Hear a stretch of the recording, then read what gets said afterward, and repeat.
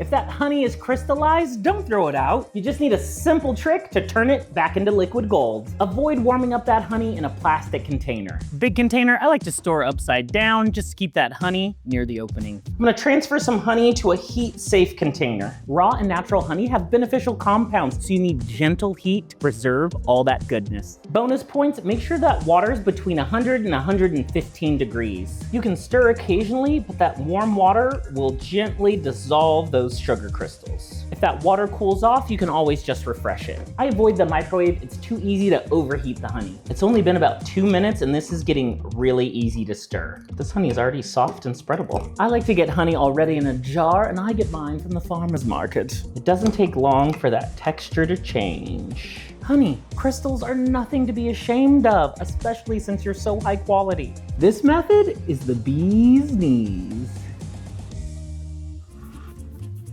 A little bland. Oop.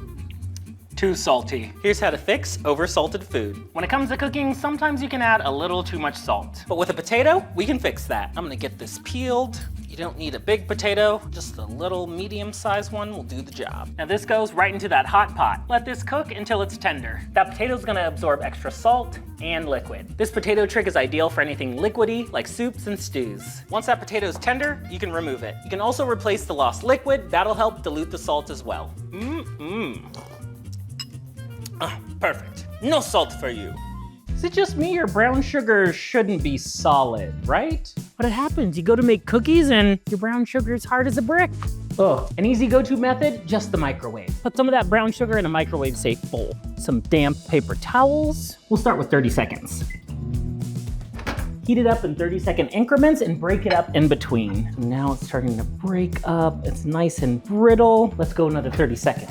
After about 3 or 4 times, you should have nice, fluffy brown sugar again. Kind of looks like that kinetic sand. Look at it move once it falls. If you have a whole container of brown sugar you want to salvage, try the bread method. Break up any large pieces. The more surface area, the better. Add a fresh slice of bread right on top. Let this sit in an airtight container for about a day. That brown sugar will soak up moisture from the bread, making it soft again. If it needs more time, just replace that bread and let it go one more day. You can use a terracotta brown sugar keeper to keep that sugar moist and fluffy. And don't forget, you'll need to re-soak this over time. I let this sit overnight as an experiment. The bread is actually still kind of soft. It's not super stale. Those big, hard chunks of brown sugar now just crumbles. They're so soft, I can barely pick them up. The bread trick really does work, but you have to be a little patient. Before you run out to the grocery store, maybe try to restore your brown sugar. There's nothing worse than having a bitter cup of coffee. There's a secret ingredient you can add to your coffee to get it to taste better every time. All you need is table salt. It only takes a little bit, only about an 1/8 teaspoon added to your grounds. Doesn't matter how you make it, pour over, French press, or in a coffee machine, it'll taste way better every time. If you make French press or pour over, it also helps to make sure your water's not too hot. Adding salt when brewing cheaper coffee is great because it'll make it taste more premium. This works also if you're out at a restaurant or a diner and your coffee's a little bitter, just reach for the table salt and just give it a little sprinkle. That's all you need. Hot, hot, hot, hot. Anytime I try to soften butter in the microwave, just ends in disaster. And even with a melt and soften feature, I can't get it to work. If you are using the microwave, use a plate just in case. Here's a better microwave method. Heat some water for about 2 minutes. Once it's done, quickly trap that butter in with a warm microwave. A few minutes later, soft butter, no puddle. There's also the warm glass method. Just warm the glass up. You can do this with hot sink water too. I feel the warmth. Dump. Now all that heat will help quickly soften the butter.